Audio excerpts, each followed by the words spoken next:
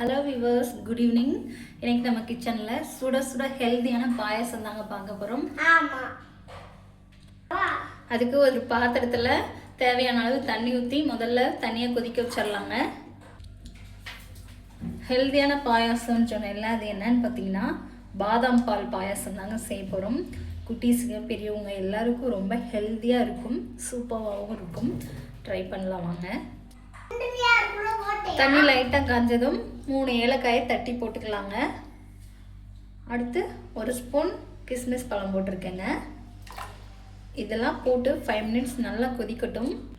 பாதாம் பாயாசத்துக்கு என்னோட குட்டீஸ் தான் எனக்கு பாதாம் உரிச்சு கொடுத்துட்ருக்காரு.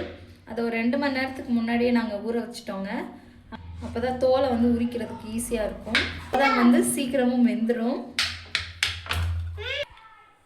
பாருங்கள், 20 பாதாமை தோலை உரித்து குட்டி குட்டியாக சாப் பண்ணி வச்சுருக்கேன். இதை போட்டுக்கலாங்க.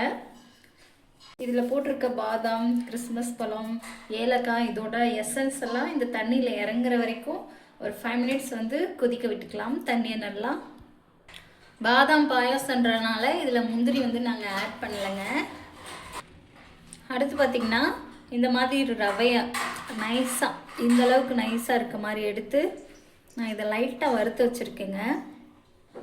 தண்ணி காஞ்சதும் ரவையை ஆட் பண்ணிக்கலாங்க.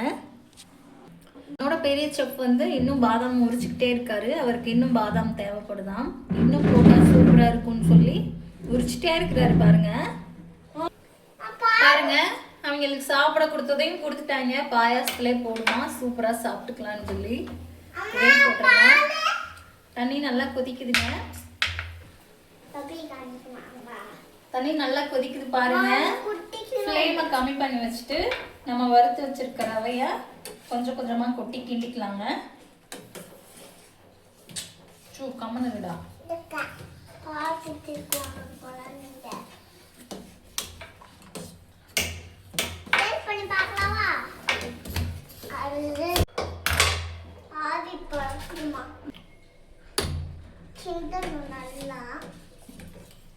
பாருங்க, ரவை இன்னும் 1 நிமிஷம் போல வெந்தா சரியா இருக்குங்க. 1 நிமிஷம் ஆயிடுச்சுங்க. 1/2 லிட்டர் பாலை நான் ஏற்கனவே நல்லா கொதிக்க வச்சிருக்கேன். அதை இதோட ஆட் பண்ணிக்கலாம்.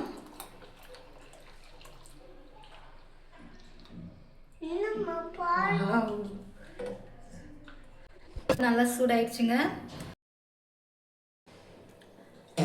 ஒரு பிஞ்ச் சால்ட் சேர்த்திங்கன்னா தித்திப்பை எடுத்து கொடுக்கும். சுகர் நான் ஒரு 5 ஸ்பூன் ஆட் பண்ணிக்கிறேங்க. இந்த ஸ்பூனில் 5 ஸ்பூன் ஆட் பண்ணிக்கிறேன்.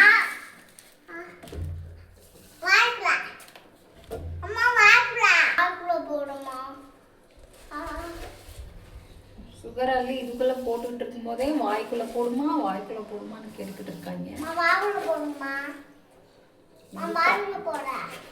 இருப்பா. சரிம்மா.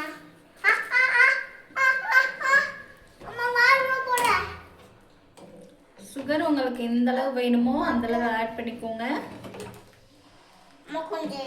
எல்லாம் சேர்த்து 5 மினிட்ஸ் கொதிக்க வச்சு இறக்கணும்னா சுட சுட பாதாம் பால் பாயாசம் சூப்பரா ரெடிங்க. 3 மினிட்ஸ் கொதிச்சிருச்சுங்க. இன்னும் 2 மினிட்ஸ் கொதிச்சா போதும். இப்போ இந்த பாயாச கன்சிஸ்டன்சி வந்துருச்சு பாருங்க. வாவ், சூப்பராக ரெடி ஆயிடுச்சு. வீடு ஃபுல்லாக நல்லா வாசனையாக இருக்கு.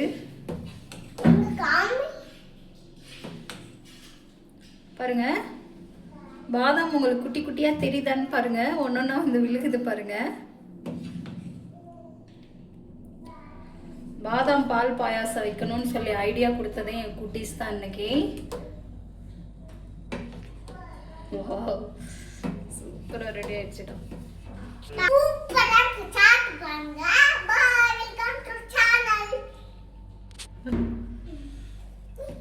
ரெடி ஆயிடுச்சு பாருங்க, சுட சுட பாதாம் பால் பாயாசம்.